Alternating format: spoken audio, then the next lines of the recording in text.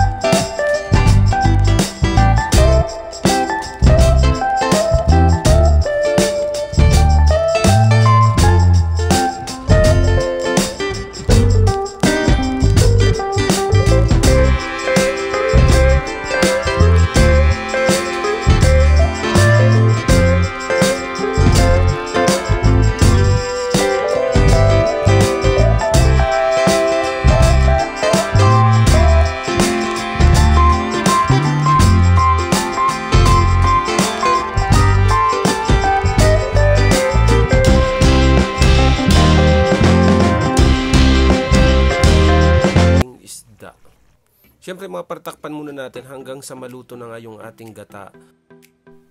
At eto na nga siya mga par, luto na yung ating galunggong na ginataan sa puso ng saging.